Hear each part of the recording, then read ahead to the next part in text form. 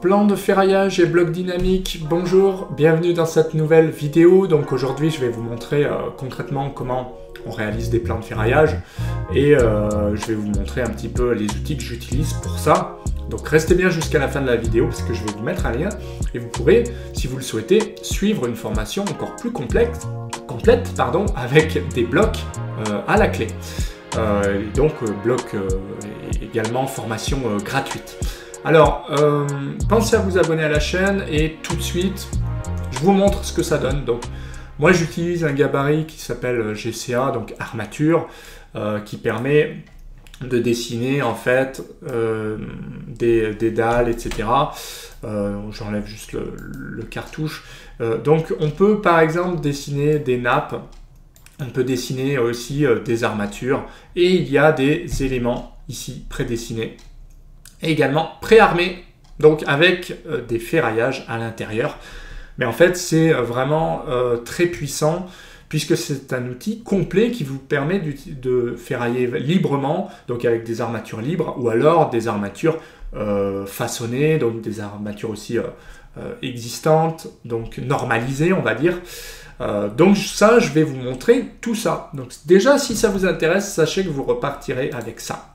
Ça, déjà, ça va bien vous aider. Alors, il n'y aura pas tout.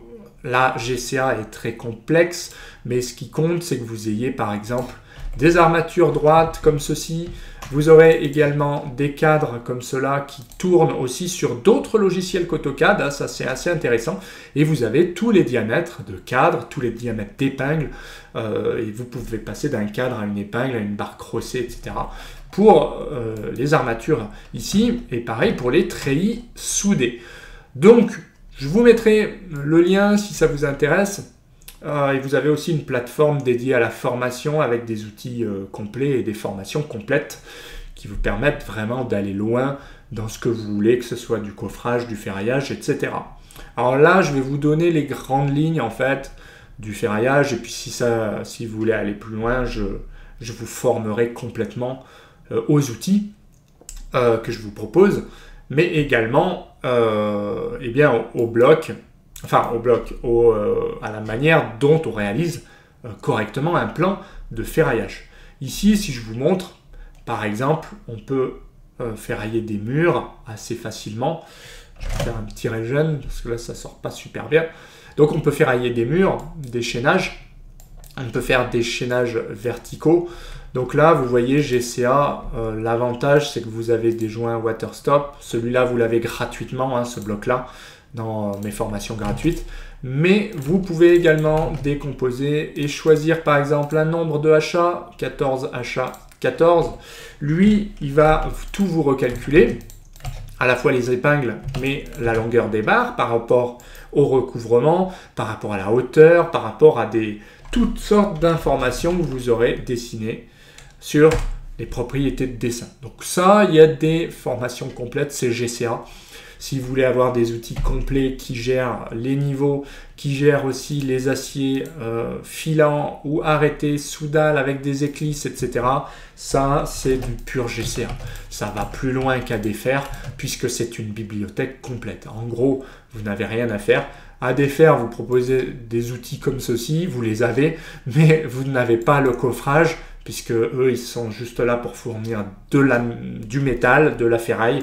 Et moi, je vais beaucoup plus loin puisque vous avez des légendes, vous avez également des blocs dynamiques, des ferraillages, des éléments complets. Donc ça, c'est une sorte de bibliothèque, on le voit, qui est vraiment automatisée par rapport au recouvrement, aux espacements. Par exemple, ici, à tout moment, vous pouvez changer l'espacement et tout se met à jour tout seul. Voilà. Et lui, il vous recalcule le nombre de cadres, comme un grand. Donc ça, c'est vraiment des super outils. Il a fallu quand même plus de 5 ans pour les développer. Hein. Je dirais même 7 ans. Puisque j'avais commencé avant. Donc oui, c'est ça. C'est à peu près 6-7 ans de développement pour arriver vraiment à faire un outil puissant et qui soit adapté surtout à notre métier.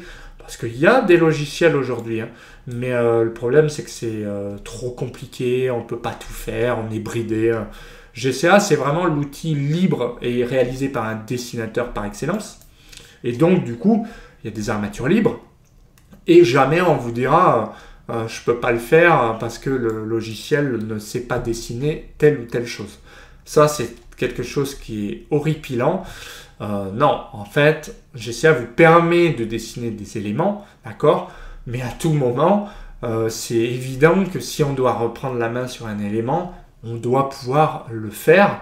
Et on doit pouvoir, par exemple, faire un poteau en choisissant la forme du poteau, mais il ne s'agit pas de dire qu'on est bridé par tel ou tel élément. Le poteau, une fois qu'on a choisi la forme qu'il a, voilà, par exemple ça, on décompose, on règle, on décompose, et puis on peut terminer en disant le poteau, il est comme ceci. Pareil pour les armatures, il ne s'agit pas d'être bloqué. Vous avez toutes les armatures. C'est évident que si vous devez faire une armature comme ceci, bon, bah, il n'y a pas de raison que vous ne puissiez pas la faire. Enfin, ça reste libre. Voilà, donc ça, c'est tout l'intérêt.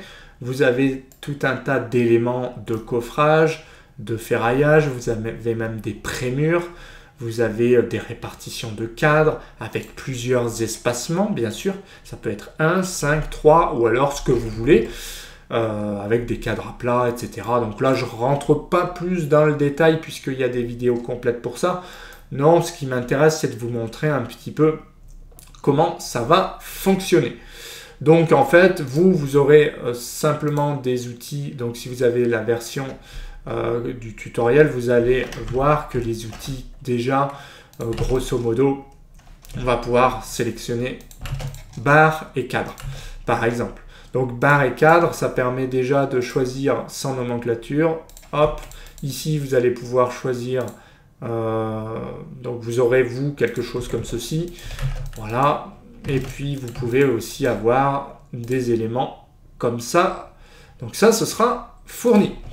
Donc voilà ce que vous aurez en gros, et ça vous permettra de dessiner toutes vos barres à 135-135 par diamètre. Pareil ici, coupé, donc vous pouvez dessiner 5 barres coupées à chaque 12. Vous pouvez les répartir.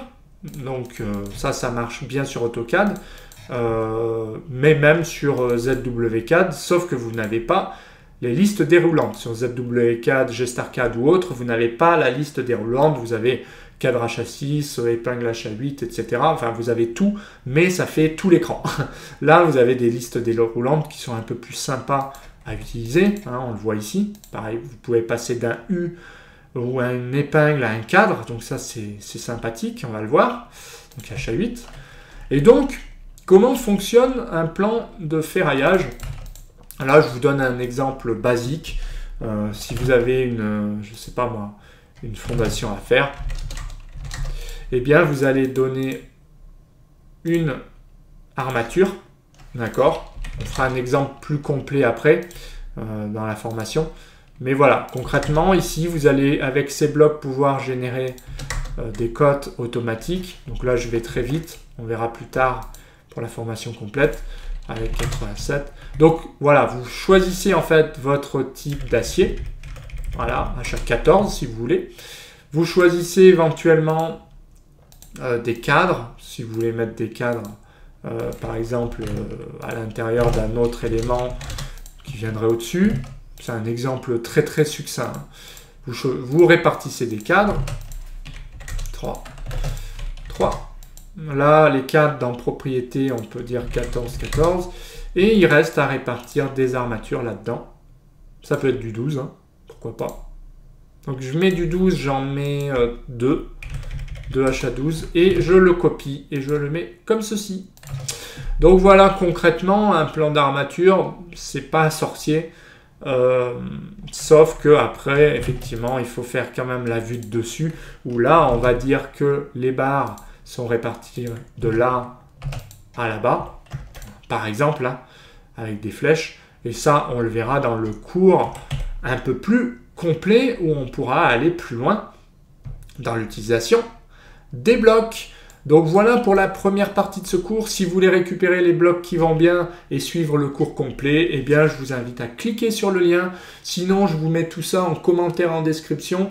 Hein, je vous mettrai l'accès à la plateforme parce que vous avez des outils gratuits, d'autres payants, et vous avez quand même accès à toutes les vidéos d'introduction gratuitement. Hein, vous pouvez cliquer dessus pour regarder ce que ça donne. et apprendre des choses sans problème. Donc voilà ce qu'on pouvait dire sur la vidéo. Pensez à cliquer, à récupérer vos outils. Aussi, pensez à mettre un petit pouce bleu si la vidéo vous a plu. Pensez à commenter tout en bas, laisser votre avis sur la chaîne ou sur la vidéo. Et puis attention, important, pensez à vous abonner à la chaîne et à activer la petite clochette des notifications. Ça, c'est pour ne rien louper. Et moi, je vous dis à bientôt pour d'autres vidéos. Allez, bye!